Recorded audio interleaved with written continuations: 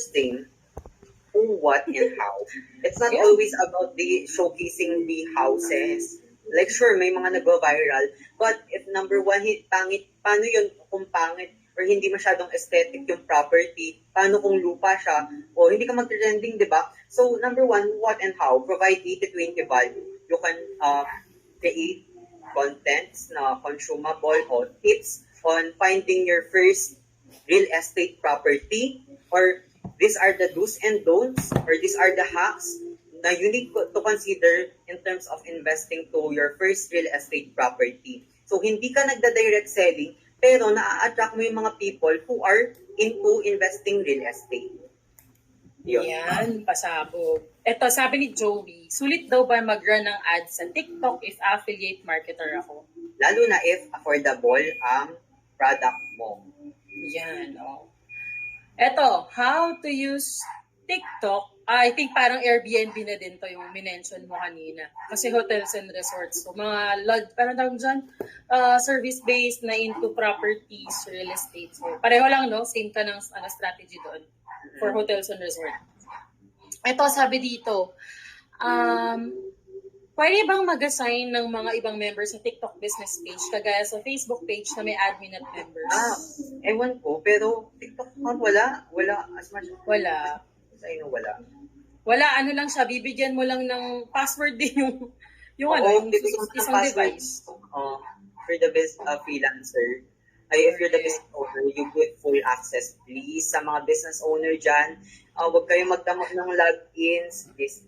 Kasi ayaw nyo gawin lahat ng yung execution. Let your freelancer do the work. Correct. Ito, sige, may mga nauulit na kasing tanong. Okay. Ito. Ay, scheduling, nasagot mo na to, no? You want it posted real time? Okay, wait lang ha. Dami pala. Okay. What other CTA po ang best to use for educational contents aside sa follow for more? Number one, depende sa content funnel mo. Sinabi ko naman sa'yo. So, depende din sa campaign objectives mo. So, if you're prioritizing on growing a following first, like kami ni Coach Junji, follow for more talaga. Or, follow for part 2. Kasi usually, we're nakaka-maximize if follow for part 2. Kasi, hindi namin agad i-bring out lahat ng content ipuput out o tapos na. We want, kasi, we'll go back to we will go back to why people watch your videos is because they're curious. So, pag nakitin sila, they get curious to stay tuned with your videos. So, ayun. Parang may nakikita akong ganyan na parang up ko lang to para makakuha ko update pag may part 2. Yes. Yan. So, yun pala yung mga strategy na gano'n. Ito, what websites do you use to stay updated sa trends ng TikTok? May website ba? As much as possible, I use TikTok app itself. Nag-research talaga ako. One thing I do, and if makukuha niyo yung TikTok content OS ko after this live, meron kasi ako, hindi ko siya mapipindot kasi baka i-screenshot niyo na lahat-lahat. So, i-describe mo na lang. So, yung process ko in saving trends, meron kasi akong iba't ibang account for iba't ibang type of algorithm. So, meron akong troll farm. Yun, meron akong troll farm. Charot! May for personal account, may for business account, and may for scrolling lang ng for content ideas. Kasi ganito siya. Sa personal account ko, mas nag-a-appear yung mga influencer, yung mga pretty Gen Zs na halos kasi sa mga Gen Z, always updated sila sa trend.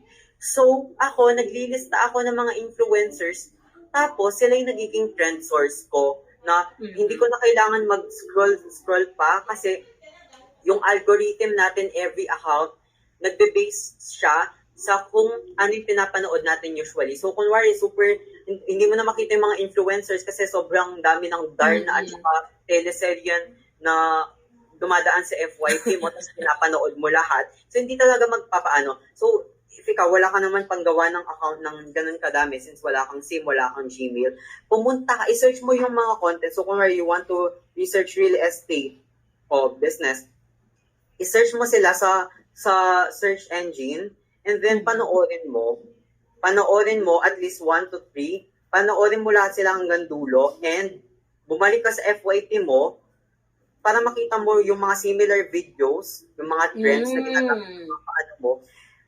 I-ignore mo lahat ng mga videos na hindi real estate. Tapos, pag may dumaan na real estate, panoorin mo lahat siya, tapos sunod-sunod na yun. Ayan. So, yun, that's how you trick the algorithm pala. Yes. So, tigilan muna natin yung pagnood sa mga clips ni FPJ Quiapo. Pero kung, if hindi nyo mapigilan yung sarili nyo, do what I did na pinaghiwalay ko yung algorithm ko. Oo. Nice! That's a nice technique. Kasi hindi rin naman pamahigpit si TikTok when it comes to multiple accounts eh. So, i-maximize natin yun. Eto parang, wag na natin yan sagutin. Pala desisyon ako, no?